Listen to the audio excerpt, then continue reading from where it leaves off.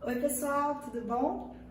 Aqui é a professora Mirelle e nós voltamos para dar continuidade à aula passada, na qual nós terminamos falando sobre submoradias dentro da lógica do processo de macrocefalia urbana. Assim, as submoradias, pela ONU, elas são chamadas de slums. Esse termo se refere a assentamentos com infraestruturas precárias que não conseguem oferecer qualidade de vida para os seus moradores. Tudo bem? Esses assentamentos ao redor do mundo, eles são muito diferentes, eles possuem suas especificidades. No Brasil, eles são chamados de favelas. Vivendo na cidade do Rio de Janeiro, que é uma das maiores cidades do país, a gente percebe que as favelas são uma realidade muito presente no nosso cotidiano. E quais são as principais características que a gente pode destacar para reconhecer uma favela? A primeira é a existência de construções de baixa qualidade estrutural. O que isso significa?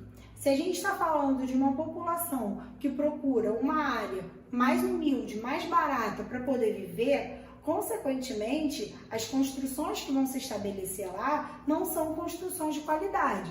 Muitas vezes essas construções, elas não passam pela fiscalização de uma pessoa que tem um conhecimento, de um engenheiro.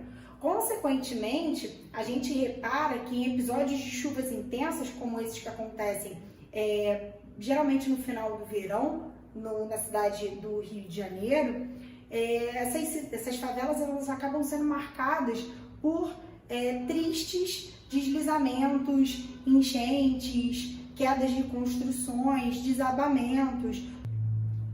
Além do mais, essas construções elas passam por um outro problema, elas são apertadas e lotadas.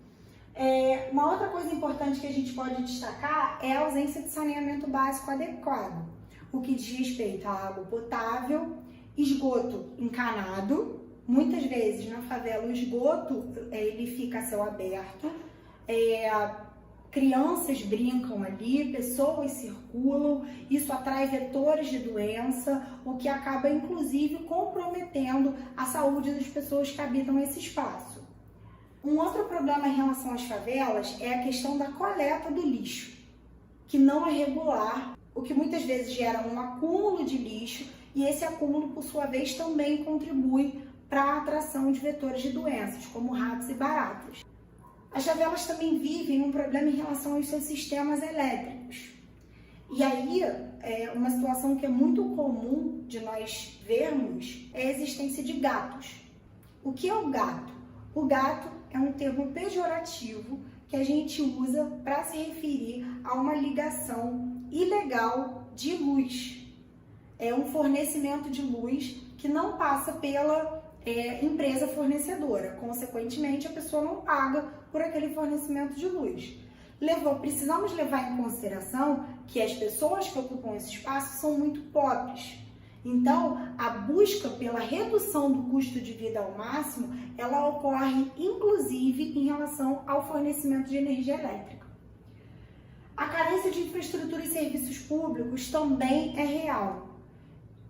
A questão do fornecimento de cartas, o acesso aos correios, ruas asfaltadas, sinalização, presença de segurança pública, tudo isso geralmente é extremamente comprometido dentro de um ambiente de favela. Podemos falar também que como esses ambientes, eles parecem que são marginalizados, relegados a um segundo plano, quando a gente fala da assistência do Estado, esses espaços, essas porções da cidade, elas acabam ficando vulneráveis à existência de poderes paralelos, ou seja, elas funcionam como um território paralelo. O que é um território paralelo? Território é um espaço delimitado por e a partir de relações de poder. Paralelo porque existe um poder que não é o poder do Estado, que cria leis e que acaba ordenando aquele espaço que foge às regras da Constituição.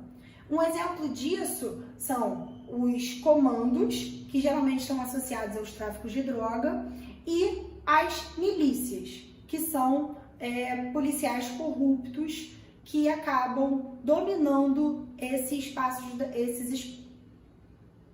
e as milícias. Acabou, não vai arrumar confusão, né, Mary?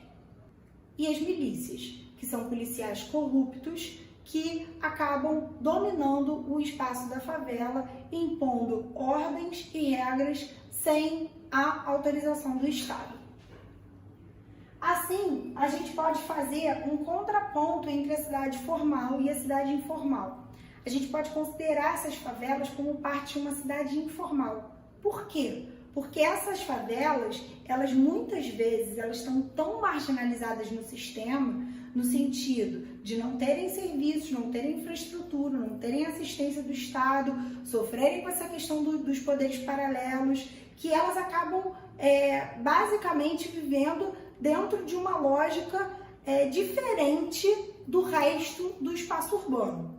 Assim, quais são as causas do processo de favelização que a gente pode destacar? O primeiro é a excessiva valorização do espaço urbano, ou seja, o custo elevado que o território urbano tem.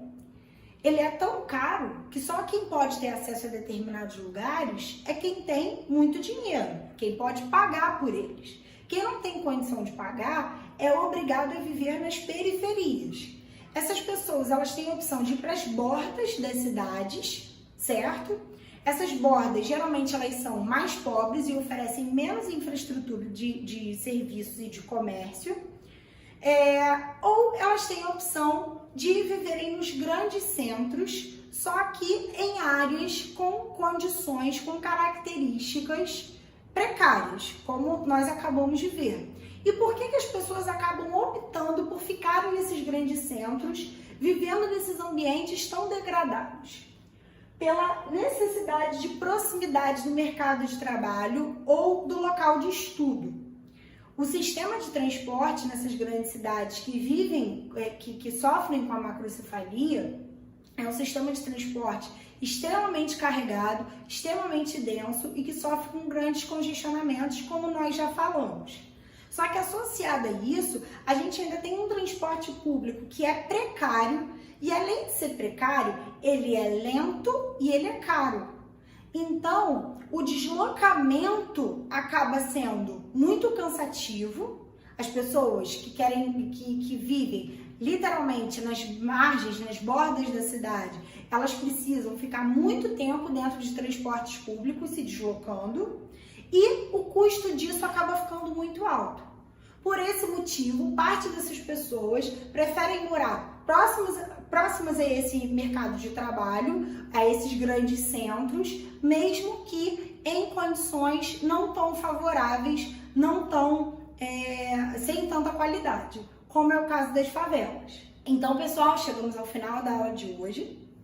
A semana que vem nós vamos falar sobre hierarquia urbana, sobre rede urbana, sobre crescimento das cidades médias, involução urbana e também sobre o processo de gentrificação. Espero vocês lá, tá? Um beijo e se cuidem!